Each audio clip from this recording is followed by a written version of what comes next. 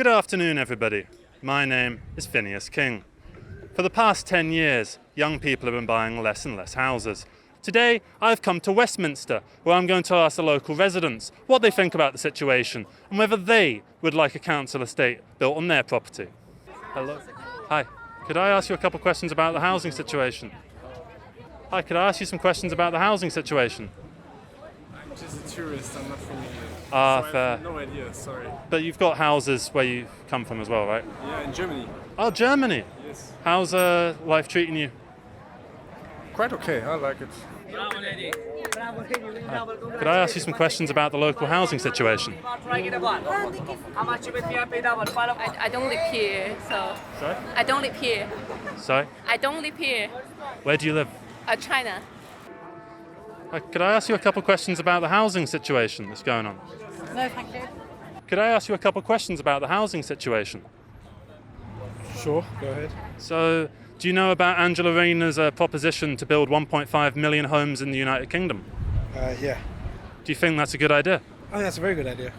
Why do you think that? Because there's a lot of people that are homeless, there's a lot of people that need housing, and the more houses we have, then at least there'll be cheaper rent and rates to pay. Right now it's crowded, there's hardly any place to live, and that's why the rates are really high and the rent's really high. That's very, very good point. I mean, there's an awful lot of people here, as you can see. So maybe they don't actually have the proper capabilities to be able to support themselves and so on. So maybe we should be not just building more houses, but also building more homes. That's more or less the same things, yeah. Houses and homes, same thing. But a home has a little bit more of a personal meaning towards the individual. Like when I go home, that feels like you know when you go and open the door and it's like, oh, I'm home. Yeah, which is exactly what they're doing. Do you have a house? Yes, but at 6,000 kilometers from here. Ah, fair enough. Where's that? Scotland? No, I'm in Canada. So. Oh, Canada! There's an awful lot of space there, isn't there? Yep. Brilliant. So apparently there's a housing situation going on there? I don't have any opinion, sorry. Fair enough. Well, Angela Rayner recently said that she wants to build 1.5 million homes in the United Kingdom. Okay, that's good. Yeah? Why do you think it's good? Gives people like an option for accommodation. Shelter. Yeah. So all that's good. Yeah. Good English. Okay, fair enough. Can't use any of that. I've got some notes actually. Hang on. Sorry, give me a sec. No, it's fine. Angela Rayner, beautiful. No, not Angelina, beautiful. Angela Rayner, beautiful. Ah, brilliant. Yeah, so you see, voters want MPs to swear allegiance to their constituent. No, it's not that. Beautiful housing rule prevented development, says Rayner. This is 7 minutes ago, so this is breaking news from planningresource.co.uk. So you can see that Angela Rayner has defended her decision to remove the requirement for new homes to be beautiful. Do you think that houses should be beautiful? No, livable. Livable. Don't need to be out with you, do you?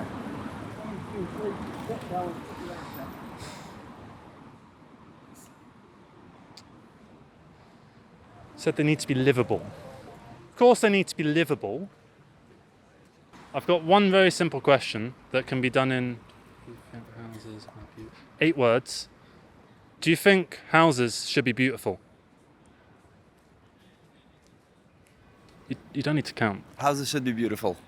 Yes. Thank you. Last bloody guy said they don't. As you can see, there's a wide range of responses regarding the housing situation in the United Kingdom. Some people think that we need to build more houses. Some people think that we need to demolish some. Some people think that things are just fine the way that they are at the end of the day, because Angela Rayner may want to change the status quo, but perhaps at the end of the day, maybe the status quo will change Angela Rayner. I've been Phineas King, and this has been Channel 5 News. Good afternoon, everybody. My name is Phineas King. Since 2020, the stock market has been going through the roof, and many great people of our God-given nation have made significant amounts of money. Great people from here and from there. And today we're going to talk to them, see how they made their money and how you can make money for yourself. Excuse me, sir, could I ask you a couple of questions about the stock market? Could I ask you?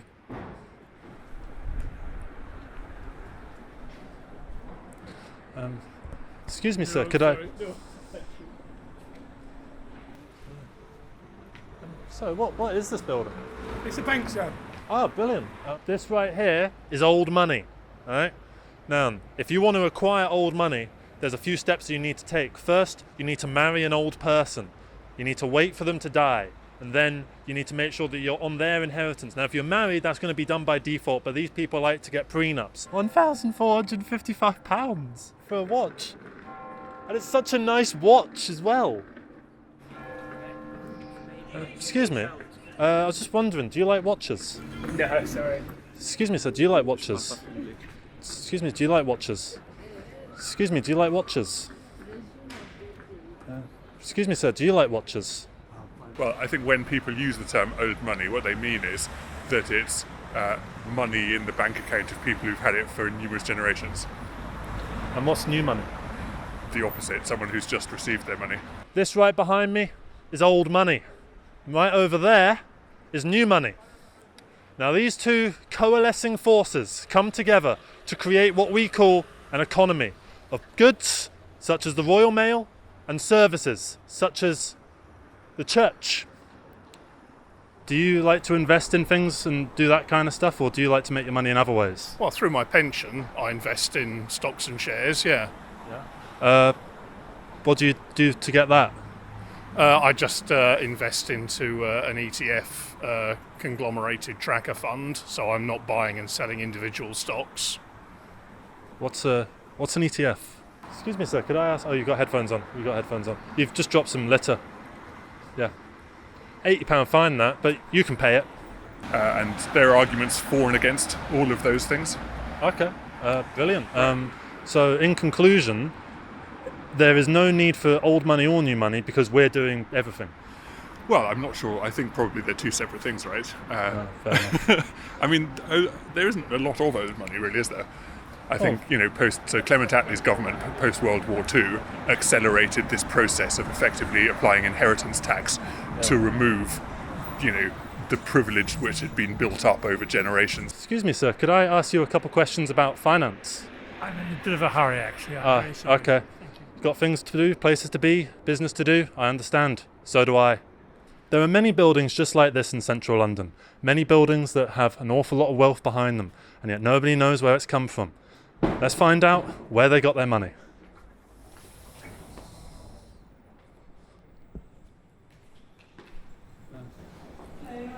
Hi, excuse me, I'm just wondering, what is this building? No, we haven't asked permission. We're just doing a bit of journalism. Just ask the security before you start. Okay.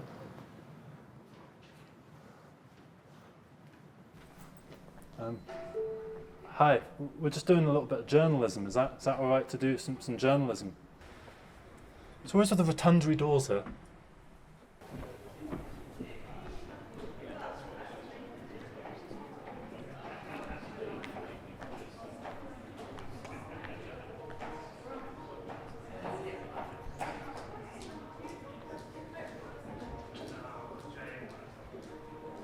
What exactly you want to do?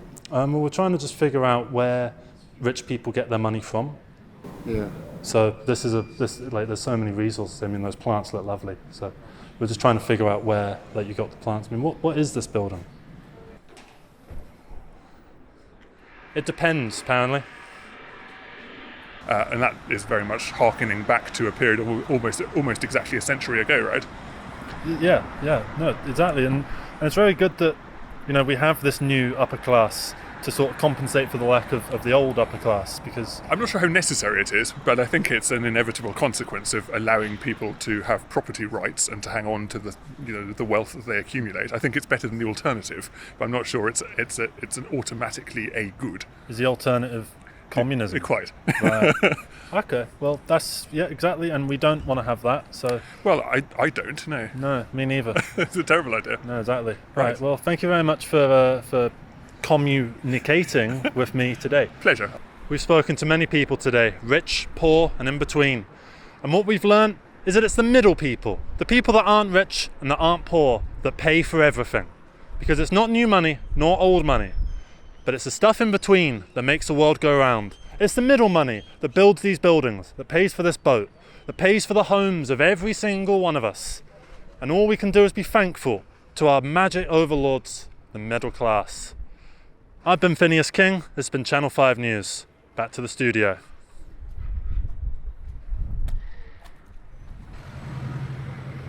£1,455 for our Max Bilbao house.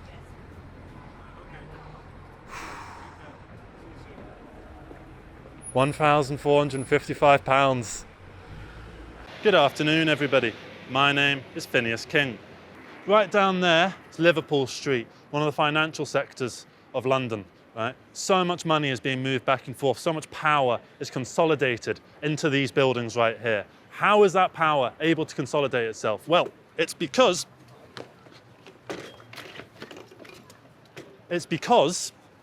right there, look at the scale of those buildings. Look at how magnificent the architecture is. And that makes you want to impart with your money. Why does it make you want to do that? Because it's perception. If all of these buildings, all these businesses were being done underneath a kebab shop or a hairdresser's, they wouldn't get the same customer, not just for a lack of space. It's the perception of the business that causes people to impart with their money. Excuse me, sir, I was just wondering if I could ask you a couple of questions about local business development in regard to... I don't live there, I have any opinion on it, I'm sorry. Well, me neither, but that's why I wanted to get people's opinions on the matter. Go for it then. Excuse me, sir, could I ask you a couple of questions about the local business sector and how it causes the perception of buildings to make people want to invest in business? And would they be as successful if they were just smaller buildings? I suppose the size of the buildings depends on the resources they need to help run the businesses that they're representing, I guess. But size isn't everything, I suppose. You see how big skyscrapers over there and the perception of that. What is your perception of that building? It's big. Yeah? Big building. Do you think that there's a lot of power and money that's consolidated into that building? I mean, must be, right? Because it's such a large vista, grandstanding testament to our economic system, right? Yes, I agree. So, do you think that the business that goes on there could be done just as well underneath a kebab shop or a hairdresser's or next to a Sainsbury's? I think they want to work in a fancy office. A smaller building could quite easily function as well as those bigger ones. They've done it for many years before. Why not again? I would agree with that, is that we don't necessarily need the buildings to be quite so large, and it's the perception of success that is causing the buildings to get taller and taller, that is causing the glass around them to become shinier and shinier. Well, I'm just wondering if I could get your opinion on the banking industry in the UK.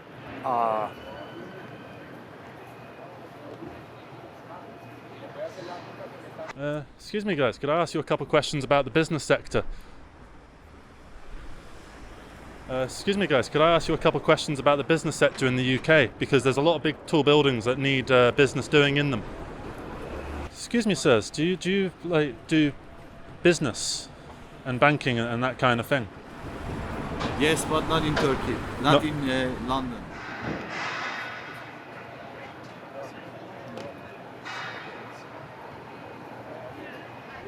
Why we come here is if we can find better and cheaper with these buildings. Exactly, and thank you very much for this interview. Thank you for your time. Enjoy your business. They're going to be getting some valuable clients in the near future because of the nature of these buildings, because these buildings generate money. How do they generate money? Because they are so huge, they are so breathtaking, that if your breath is taken away, you're more willing to impart with your money because you don't have any breath. You just want to get your breath back. So of course you're going to spend. You're going to spend. Why is it that you go to a strip club and it's so musty and smoggy in there? They take your breath away so that you will part with your money. That's the whole thing. They know what they're doing. And those businessmen, they came here to take your breath away. And they have succeeded. And because they've succeeded, that's why they're working up there and you're working all the way down there. And that's what it all comes down to, is that sometimes there are economic prospects that come with success. Sometimes there isn't. Sometimes there are people at the top that like to spit on the little man. Sometimes there's little men that like to spit on the ants underneath. Success is subjective. What is one man's skyscraper is another man's suburb. I've been Phineas King. This has been Channel 5 News. Thank you for watching. Good afternoon, everybody. My name is Phineas King. For many, many years, people have been trying to solve a deep-rooted cultural issue. Do we say grass or do we say grass? Do we say pie or do we say pie? Do we say now or do we say nothing? Today, I've come to Matlock Bath to ask the locals what they think about the North-South divide. Do you think that it's a good thing or a bad thing? It's even more pronounced than that. I was born in North London and I, for many years, 22 years, lived in South London. So that's like a domestic North-South divide. Yeah, that's the Thames. Yeah, I know. And interestingly, the water on one side of the Thames goes in one way and the other side of the Thames goes the other way. When it's flushing. It spirals out. Would you say we're in the north right now, or are we in the south? We're definitely in the north. Yeah, and the line is, I would say, around Watford Gap on the M1. Watford Gap? And right over to Cambridge. Excuse me, could I ask you a couple of questions about England, if you're interested? I know you've just eaten ice cream. No, yeah. Enjoy the ice cream. How much was it? Sorry? How much was it? I'm quite hungry. I'm not quite sure, actually. Fair. Do you want the rest of it? No. I've been wondering about the North-South divide and why is it north and south and why not east and west? Why not have Brummies versus Norfolk? Why not have Sheffield versus Newcastle? I've always said if you put a Cornishman and a Yorkshireman in the same room, they wouldn't understand a word each other said. Exactly, but they both like, they wouldn't both like Cornish pasties. The guy from Cornwall would, the guy from Newcastle would probably have chips with curry sauce. Yes. This bridge right here is the Northern Bridge for Northern people, manufactured by the Butterley Company in 1887. Or maybe the company was founded in 1887 and this bridge was built a little bit later, but either way, heritage. So the North-South divide, to me, is just another level of division that is kind of pushed onto us, and that's it.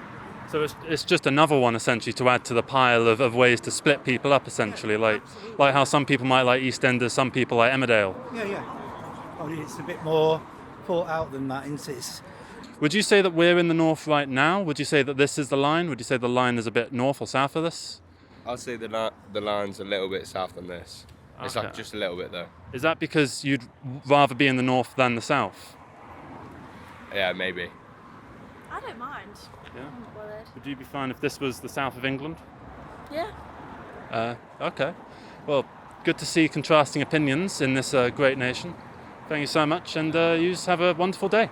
Thank you. Brilliant. Take care. Enjoy your session.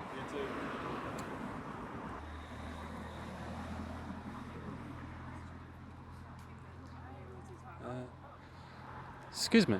Could I ask you a couple of questions about England? Oh, okay.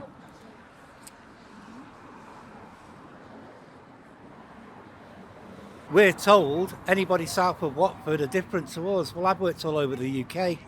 I used to troubleshoot for social care, social worker, and I've worked all over the UK, and people are no different wherever you are.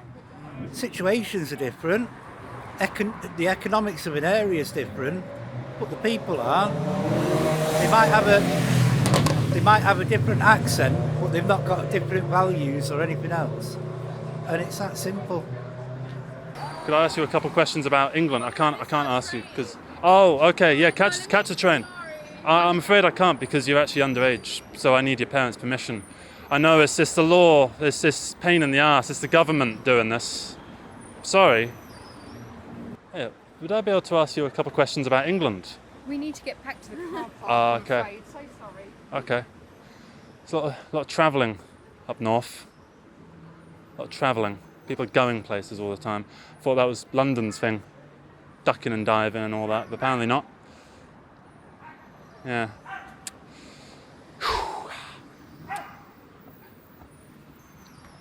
Good afternoon, everybody. My name is Phineas King. This is the House of Parliament, home to Keir Starmer's Labour Party, who have recently introduced budget cuts which are completely contradictory to the Labour Party's overall message idea. And so today we're going to go around and ask the people whether they want to see their economy go downhill or uphill. Excuse me, sir, could I ask you a couple of questions about the government? I don't speak English very well. Okay. Budget cuts? Budget cuts. What is this? Where instead of spending money, they don't. Excuse me. Hi. Could I ask you some questions about Could I ask? This is part of the problem with the budget cuts, is that since I have to wear this backpack, I'm bumping into people all over the place. Hey up, sir. Do an interview with me. Yes, we're interviewing people about the budget cuts that have just gone on. The budget what? The budget cuts. The budget cuts? Yes, the budget cuts. Taxi. Yes, taxes and that kind of thing. The government has recently introduced budget cuts for some reason. It's a political thing? Yes. No. Could I ask you a little bit about the government? She's a star. Yeah? Well, that's all right, because I'm a nebula. Which is an exploded star that has since formed into a cloud of hydrogen dust. Excuse me, sir, could I ask you a couple of questions about government? Don't have my wallet on me. I understand the question, but not the context. Well, Keir Starmer's government has recently introduced budget cuts. Okay, project? Budget cuts. Excuse me, could I ask you some questions about the government and the budget cuts that have been recently going on to our great nation? Sorry, but we are not from here. That's fine. No, we're asking people about the government because the government has recently introduced budget cuts and we think that's a bit of a problem, but not necessarily a problem. The government has introduced budget cuts to the country for some reason, right? And we're just asking people whether they think that's a good thing or a bad thing. Well, as a French, I would say I don't know. Excuse me, could I ask you some questions about the government? I'm not from here. That's fair enough, we need English. You're not English. This is another problem with economic degeneracy, is that since English costs an awful lot to learn, people can't afford to learn it anymore, so it's hard to actually interview people. Excuse me, any of you, could I ask you about the government? Because I'm only here for vacation, so I don't know. That's understandable. I don't research the places that I go to either. Could I ask you some questions about the government? Because you know the government has recently introduced budget cuts onto the nation and stuff. Yeah. I don't understand these words exactly. Budget as in you've got some money and you need to allocate it, and cuts like snip snip. Basically, it just seems like the current government is sort of infiltrating the economy to try and like that. So we're just trying to get people's thoughts on whether they want more economy or less economy. Do we want budget? Do we not want budget? Because the money goes towards stuff. What do you say? Screw the government. Yeah. Death to power, truth to power, I mean. What have we learnt today? We have learnt that the budget is a thing that makes the economy go round, and we have learnt that if the economy does not go round, then the wheel of the London Eye cannot turn, the House of Parliament will remain closed, the river will stop flowing, and the birds will stop flying. And at the end of the day, we need to learn how to control our budget, how to increase it rather than decrease it, and how we can come together as a people of this great nation and make all these buildings function once again. I've been Phineas King, this has been Channel 5 News. Back to the studio.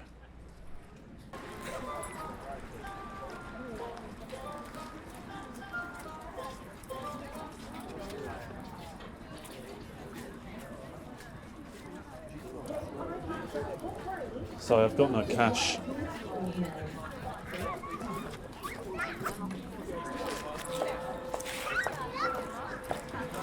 Good afternoon, everybody. My name is Phineas King. Every year, people come to the UK and spend over £237 billion. Now that money goes to all manner of things, from the NHS, to the military, to the local economy, to the treasury, and many, many more. So today I've come to ask people what they think about where their money is going. Hi, excuse me, can I ask you about hi, could I ask you about tourism? My name is Li. Li. Li. Li. Li. Li. Yes. Li, with yes. the uptick. Yes, yes. My name is Li Jiaying. So you've come to London. Yeah, Yeah. we live here. Oh, you live here? Hello. Can I ask you a couple of questions about tourism?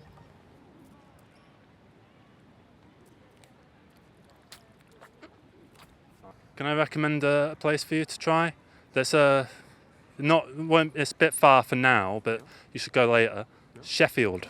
Sheffield. Yeah, I think you might like it quite a lot. Why is it famous? Well, it's a mining town. It was a mining town, and then, Margaret Thatcher and so on. And now it's just a hot tourist hot spot. So far, we've asked a couple of the locals what they think about tourism, and we found out that most of the people here are, in fact, tourists. What are you finding good about London? Where are you going? What are you doing? Why are you doing it? Well, the weather is fine. Yeah. Sunny, always. Perfect. See, that's not what people normally say about England. Every time he's been here. So you've always gotten lucky then? Nah, I bring it with me. One of my favourite things about London is its local scenery and its landmarks and its history. I think there's an awful lot of history towards London that often goes unspoken. This here is Buckingham Palace, home of King Charles III and previously home to the Queen of England. So when you go to certain hotspots like this here, as you can see the lovely gentleman there, do you feel any sort of surge of patriotic emotion towards your own country? Because you think, wow, we've all got this kind of thing going on, We've all got our own cultural, touchstones and so on. Yes, I come from a place where a lot of tourists come also, because I come from Jerusalem. Welcome to China. Welcome to China, because China now is a very, very new country and development very faster. Welcome to China. I agree as well. Like, welcome to China. Welcome to Britain. I hope you have a really good time here. Or if you're already from here. I'm not sure. Is it sunny in Austria? Yeah, it is. Most of the time. Not yet, but fair. I suppose because it's like winter would be in sort of now, but it would be summer. it's Austria. Oh. Not Australia. Oh, okay. Thank you very much for taking part in the interview. Bye. Thank you so much. Take care.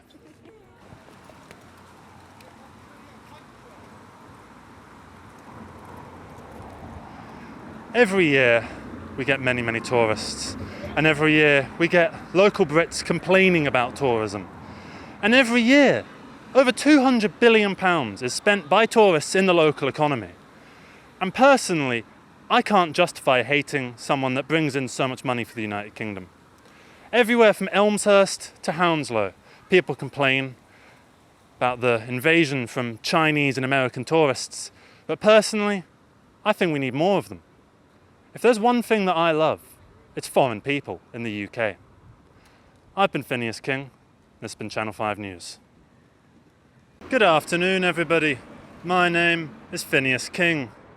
We all know somebody who's gone to a private school. You can go past. Businessmen, entrepreneurs, and other inspiring individuals have shaped our country over the last 400 years. However, it's looking like this time of prosperity will soon be behind us, as the Labour government intend to remove VAT exemption on public schools. Do you go to a private school? Yeah. Yeah? What private school do you go to? Harrow on the Hill. Oh, you go to Harrow? You go to Harrow on the Hill? Yeah, I went there. Yeah. What's it like? Shit. Do you go to a private school? No. Do you know anybody who goes to a private school? No. Do you want to know anybody who goes to a private school? Don't matter. Do you think education is important? To some degree, yeah. Excuse me, could I ask you about private schools? Five schools. Private schools. Private schools. Private schools. Yeah. First off, you heard about Labour making this decision to get rid of VAT exemption. Yeah. Do you think that's a good idea? I'm not sure if it's a good idea or not. I think they should be doubling the VAT for private schools because you're paying for a private school in the first place. Testing. But don't you think that we should be promoting good people going to good places, good schools, and getting a good education, and going out into the world and developing businesses like this Foxton's? Private school, and I went to just a normal school and I did business in college. Turn to the camera. I didn't go to a private school, and I went to college and did business, and now I'm a manager. So I'm still making a way for myself without having to go to some posh place. Nice. What do you manage? I work at Harvester in Norfolk. Could I ask what your name is? My name is Anil. Anil. Yes. Lovely to meet you, Anil. My name is Phineas King, Channel 5 News. I'm sure you've heard of us. First off, do you go to a private school? No, my children did, yes. Your children went to a private school. Can I ask you some questions about private schools? What questions? Do you think that getting rid of the VAT exemption, as I've just said to all of them, do you think that's a good idea? No. Why not? I don't know. I don't know what that is. Do you not know what VAT is? So that's £30,000 a year. Yes. And you're happy to pay that? I'm happy to pay that, provided, my kids came out well out of it, so I'm happy, yes. But you could have got it cheaper. I could have got it cheaper, but you got to pay the market rate. The schools have got to run and break even. They got to pay the bills. Fair enough. Okay. Right. Thank you very much, Anil. Thank you. Well, annul that. Why Steve sent us here? This looks awful. This is Harrow. It's not about Harrow. It's about private schools. That's why we went to Harrow. We just got a load of divs, people who don't even know what VAT is, telling me how we should be taxing the rich more. That's not what I want. That's not what I signed up for. And it's absolutely ridiculous. I don't want this to be... Are you rolling? Good afternoon, everybody. My name is Phineas King, and today I've come here to Harrow. As you can see, this is a beautiful abode, well fitted to a well-established gentleman or his good lady wife to come here. Lovely retirement village, and also a lovely place to raise children, because as you all know, there is a beautiful boarding school here, all for boys, and it's just around the corner, and that's called Harrow School in Harrow.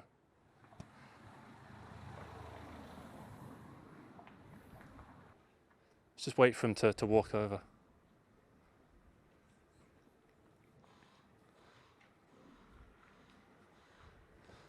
Excuse me, sir, can I ask you a couple of questions about private schools? Sorry, I'm just me and a mate. Sorry, I don't have time. Does he go to a private school? No. Worst of all, the effect on the children. The exemption of private schools is what allowed these children to get such a good education. And because of the things that are going on, it means that they are no longer able to get a good education, and they're going to grow up criminals. So, I've been Phineas King, this has been Channel 5 News, and I wish you all a wonderful good day. The year is 2024. A couple months ago, Rishi Sunak announced a general election, and it's looking like it's going to be yet another landslide victory for the Conservative Party, colloquially known as the Tories by communist people. Here we are today in Barnes Bridge.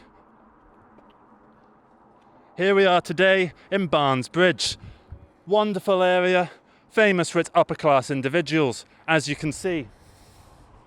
This place is absolutely perfect and divine, and it's all thanks to a certain Rishi Sunak. So, sir, could I ask you a couple of questions about the upcoming election, if you're interested in the election? I don't know if you are or if you're not. I'm not. No worries, neither am I. So, first off, would you like to introduce yourself if you're interested? Chris, I'm quite glad about the outcome. Yeah? Yeah. The outcome? Yeah. What do you make of it? Do you think it's a good result? Do you think it's bad? Do you think that Rishi Sunak winning was a bad decision? It's good. It's a good decision. It's a good outcome. Yeah. Brilliant. All right. Any final comments or anything? No, not really. Okay. Excuse me, sir. could I interview you about the state of the country and the election and so on and all that? No? He didn't vote. Oh, come on. Get past. I forgot to say, there's another one now. All I want to do is cross the road so I can interview some people. There's important journalism needs to be done. Hello. Could I just ask you a couple of questions about the election, if you're interested? No. No eyes. Hey, could I just ask you a couple of questions about the general election? I'm not really politically inclined, sorry.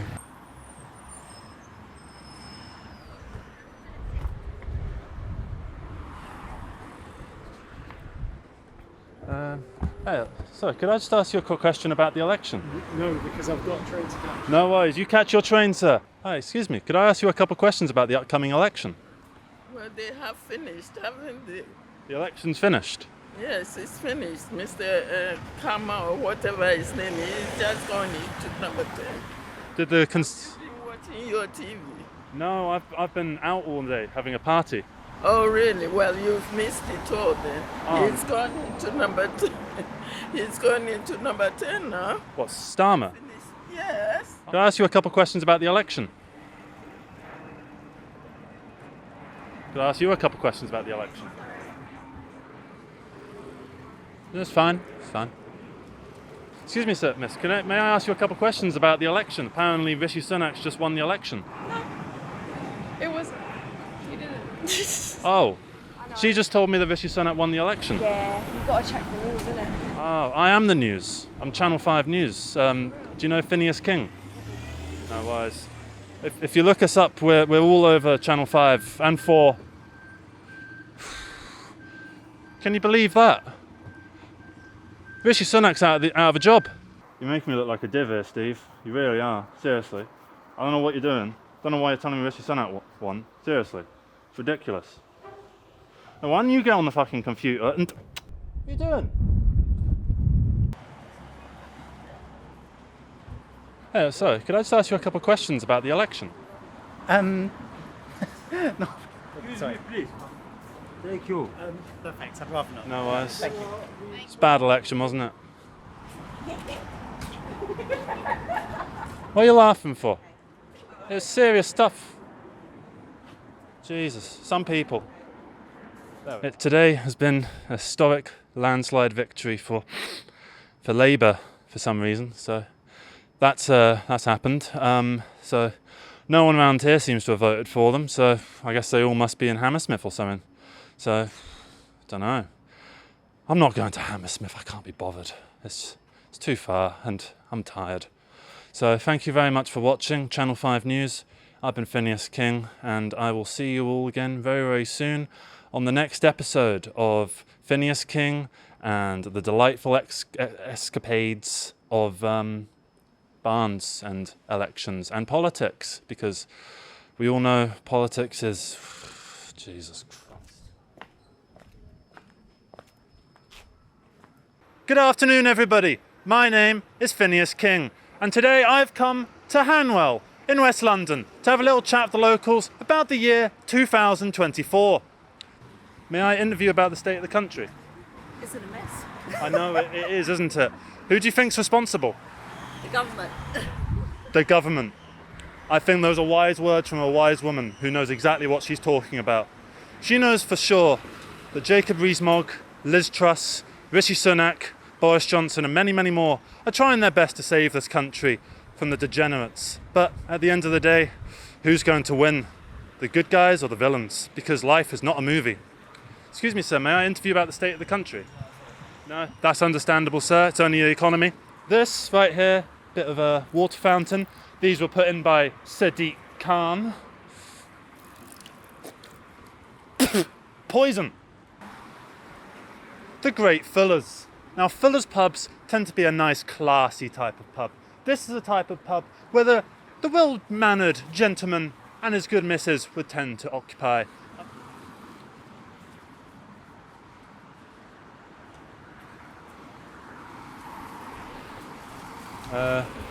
Sorry, what do you think about the state of the country, man? No? Okay. Could I interview about the state of the country? I can help you carry your shopping if you want. As you can see, political apathy is a big problem in today's age. We're going to interview her. SJWs and that.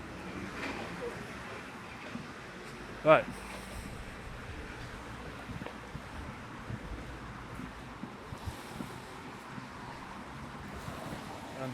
Hello? Excuse me. May I be able to interview you for some questions about the economy? No, you're not interested? That's totally fine. I understand. You know, the economy is a big problem that's going on at the moment, but don't worry about it. Don't worry about it, sunshine.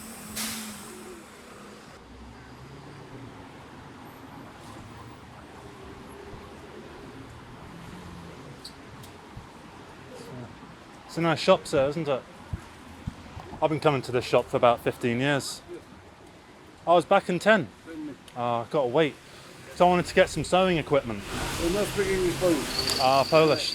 What do you think about United Kingdom? No. Not fan? Understandable. You have a good day, sir. Let's go.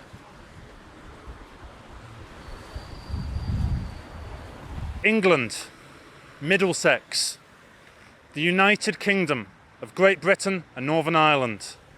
This great nation has spent many a generation ruling the world with an iron fist, and yet what we have found today is that the world rules us.